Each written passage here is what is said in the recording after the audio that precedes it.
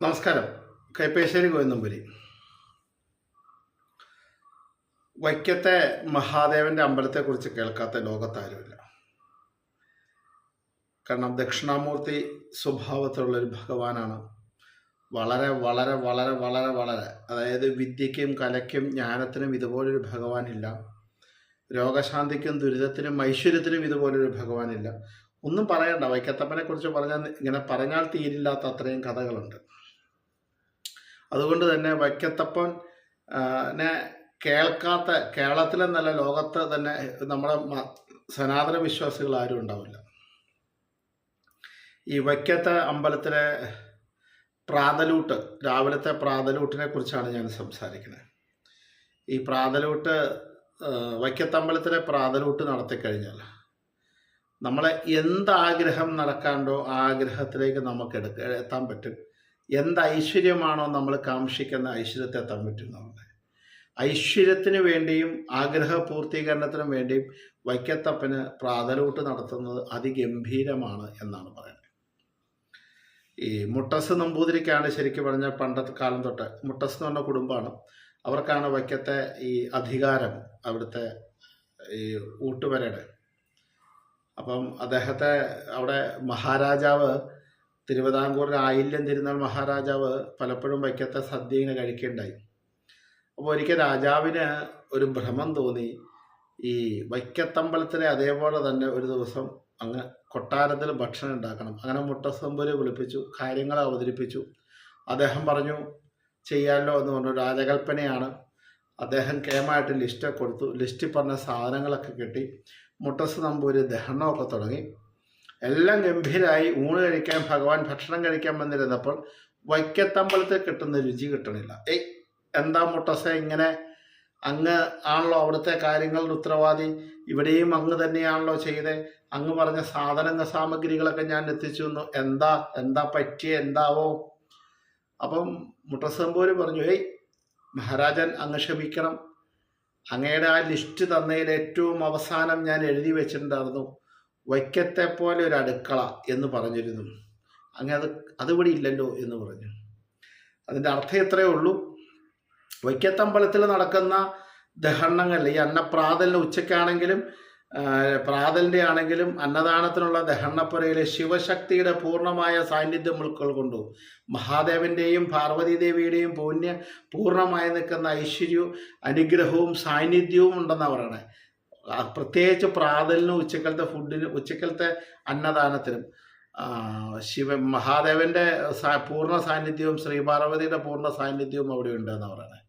അവരുടെ പൂർണ്ണമായ അനുഗ്രഹത്തോടും, അല്ലെങ്കിൽ അവർ തന്നെ ചമയ്ക്കുന്നു എന്നൊക്കെ ഒരു പണ്ട് പറഞ്ഞ് കേട്ടിട്ടുണ്ട്. ചമയ്ക്കുക എന്ന് പറഞ്ഞാൽ ഉണ്ടാക്കുക, അവരൊക്കെ ചമയ്ക്കുന്നു.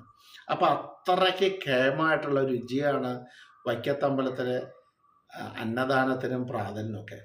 അപ്പം ഒന്നാമത് തന്നെ അറിയാം, നമ്മുടെ ജീവിതത്തിനകത്ത് നമ്മൾ എപ്പോഴാണെങ്കിലും ഭക്ഷണം എന്ന് പറയുന്ന ഒരു കാര്യം മാത്രമാണ് മതി എന്ന് പറയുള്ളൂ.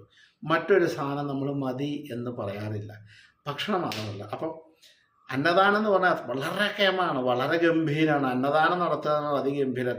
അതായത് ഒരാൾക്ക് മതി എന്ന് പറഞ്ഞാൽ ഒരാൾക്ക് വയറ് നിറച്ച് ഭക്ഷണം കൊടുക്കാൻ പറ്റിയ അത് വളരെ കേമം തന്നെയാണ്. അപ്പം അങ്ങനെ കൊടുക്കാൻ പറ്റുന്ന അവസ്ഥയിലൊന്നും നമ്മളാരും കൊടുക്കാതിരിക്കാറുമില്ല. അപ്പം നമ്മുടെ വകയായിട്ട് അന്നദാനം കൊടുക്കുക, അത് അതിലും ഗമല്ലേ. അത് വൈക്കത്തമ്പലത്തിൽ ചെയ്യുക, വൈക്കത്തമ്പലത്തിലെ പ്രാതലൂട്ടായിട്ട് ചെയ്യുക, അത് അതിഗംഭീരമാണ്. കാരണം വെച്ചാൽ നമ്മുടെ വകയായിട്ട് വൈക്കത്തമ്പലത്തിൽ പ്രാതലൂട്ട് നടത്താം. ഞാൻ പ്രാതലൂട്ടിൻ്റെ കാര്യമാണ് പ്രാധാന്യമായിട്ട്. അന്നദാനമുണ്ട് ഉച്ചയ്ക്കും, അതും വളരെ കേമാണ്, യാതൊരു സംശയവും വേണ്ട. അപ്പോൾ വൈക്കത്തെ പ്രാതലൂട്ടെന്ന് പറഞ്ഞാൽ നിങ്ങളുടെ ആഗ്രഹ പൂർത്തീകരണത്തിന് വേണ്ടിയിട്ട്, നിങ്ങളുടെ ജീവിതത്തിൻ്റെ പൂർത്തീകരണത്തിന് വേണ്ടിയിട്ട്, അല്ലെങ്കിൽ നിങ്ങളുടെ ലക്ഷ്യങ്ങളുടെ പൂർത്തീകരണത്തിന് വേണ്ടിയിട്ട്, അല്ലെങ്കിൽ നിങ്ങൾക്ക് സർവൈശ്വര്യം കിട്ടാൻ വേണ്ടിയിട്ട് വൈക്കത്തമ്പലത്തിലെ പ്രാതൽ ഊട്ട് നമ്മുടെ വകയായി നടത്തുക, പ്രാതലൂട്ട് നടത്താൻ പറ്റുക, അതൊരു മഹാഭാഗ്യം തന്നെയാണ്. അപ്പം അന്നദാനം മഹാദാനം എന്ന് പറയുന്ന പോലെ തന്നെ അത് ചെയ്യേണ്ട സ്ഥലത്ത് ചെയ്യുമ്പോൾ കുറച്ചുകൂടി കേമാണ്. അപ്പം ഞാൻ ഈ വഴിപാടിനെ കുറിച്ച് പറഞ്ഞത്, വൈക്കത്തമ്പലത്തെക്കുറിച്ച് അറിയാമെങ്കിൽ പലർക്കും വൈക്കത്തമ്പലത്തിലെ അന്നദാന ക്രമീകരണങ്ങളെക്കുറിച്ച് പലർക്കും അറിയില്ല. ഇന്നും വളരെ വൃത്തിയായിട്ട് വ്യക്തമായിട്ട് നല്ല രീതിയിൽ ഉച്ചയ്ക്കും രാവിലെയും ഭക്ഷണക്രമം വൃത്തിയായിട്ട് നടക്കുന്ന കേരളത്തിലെ അപൂർവ ക്ഷേത്രമാണ് വൈക്കത്തമ്പലം. അതിഗംഭീരം തന്നെയാണ്. അവിടുത്തെ ഒരു പ്രത്യേകത എന്ന് ഞാൻ പറഞ്ഞല്ലോ, ശിവപാർവതിമാരുടെ കൈഗുണം കൂടെ അറിയുന്ന ഭക്ഷണമാണ് അവിടെ ഉണ്ടാകുന്നത്. അതുകൊണ്ട് തന്നെ വൈക്കത്തമ്പലത്തിലെ അന്നദാനത്തിന് പ്രത്യേകമായ രുചിയുണ്ട്, മറ്റെവിടത്തേക്കാളും പ്രത്യേക രുചിയുണ്ട്.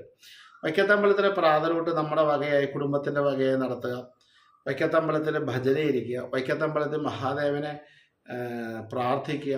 കലാകാരികന്മാർക്ക് വൈക്കത്തപ്പനെ പ്രാർത്ഥിക്കുന്നത്, പണ്ട് ദക്ഷിണാമൂർത്തി സ്വാമിയുടെ ഒരു വീഡിയോ ഞാൻ കണ്ടപ്പോൾ ദക്ഷിണാമൂർത്തി സ്വാമിയുടെ പറഞ്ഞു കേട്ടിട്ടുണ്ട്.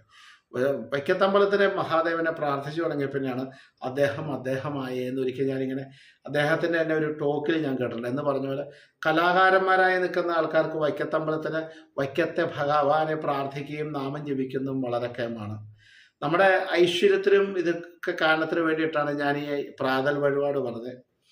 പിന്നെ ദേവാദിദേവനാണ്, ദക്ഷിണാമൂർത്തിയാണ്, സർവശക്തകാരനാണ്, സർവ ഐശ്വര്യപ്രധാനനാണ്, വളരെ നല്ല സ്വരൂപത്തോടിരിക്കുന്ന മഹാദേവനാണ്, എത്ര പ്രാർത്ഥിച്ചാലും മതി വരാത്തൊരു ഭഗവാനാണ്, ഐശ്വര്യത്തിന് ചോദിക്കുന്ന അത്രയും ഐശ്വര്യം നമുക്ക് നിറച്ചു തരുന്നൊരു ഭഗവാനാണ്. അതുകൊണ്ട് വൈക്കത്തപ്പൻ്റെ ദർശനം തന്നെ അതിപ്രാധാന്യമാണ്. എന്താ പറയണത്, നമ്മൾ വൈക്കത്തെ തൊഴുക എന്ന് പറഞ്ഞാൽ തന്നെ അതികേമത്വം തന്നെയാണ്. കാരണം എന്താ പറയുക, അവിടെ ഒരിക്കലും അവിടെ തൊഴുന്നവർക്ക് ബുദ്ധിക്കൊരു ദാരിദ്ര്യം ഉണ്ടാവില്ല, സമ്പത്തിനൊരു ദാരിദ്ര്യം ഉണ്ടാവില്ല, ധനത്തിനൊരു ദാരിദ്ര്യം ഉണ്ടാവില്ല, ഭക്ഷണത്തിനൊരു ദാരിദ്ര്യം ഉണ്ടാവില്ല, ഒരു വിഷമതയും ഉണ്ടാവില്ല, രോഗപീഠകൾ കുറയുമെന്നാണ് പറയുന്നത്. അപ്പം അതുകൊണ്ട് അങ്ങനെ എത്ര പറഞ്ഞാലും തീരാത്ത ഐതിഹ്യങ്ങളുടെ കലവറയായി നിൽക്കുന്ന വൈക്കത്തപ്പനെ ഞാൻ സ്മരിച്ചുകൊണ്ട് പറയുന്നു, നിങ്ങൾക്ക് നിങ്ങളുടെ ആഗ്രഹ പൂർത്തീകരണത്തെ വൈക്കത്തെ പ്രാതലും നിങ്ങൾക്ക് നടത്താവുന്നതാണ്. വൈക്കത്തമ്പലത്തിൽ ദർശനം ഇരിക്കാവുന്നതാണ്. വൈക്കത്തെ ഉച്ചപൂജ വരെ തൊഴുതാവും, അവിടെ നിന്ന് നമഃശിവായ ജപിക്കാൻ പറ്റുന്നതാണ്. അങ്ങനെ എല്ലാ രീതിയിലും വൈക്കത്തപ്പനെ നമുക്ക് പ്രാർത്ഥിച്ചാൽ അതിൻ്റെ ഫലം ഇരട്ടിയാണ്. അപ്പം ഇത് ഞാൻ അറിവിലേക്കായി പറഞ്ഞു. ആ വൈക്കത്തപ്പൻ്റെ അനുഗ്രഹം എപ്പോഴും നിങ്ങളുടെ കുടുംബത്തിലും എനിക്കും കേൾക്കുന്ന എല്ലാവർക്കും ഉണ്ടാകട്ടെ എന്ന് പ്രാർത്ഥിച്ചുകൊണ്ട് നമഃശിവായ നമഃശിവായ നമഃശിവായ നമഃശിവായ നമഃശിവായ നമഃശിവായ മഹാദേവ മഹാദേവ നമഃശിവായ നമഃശിവായ.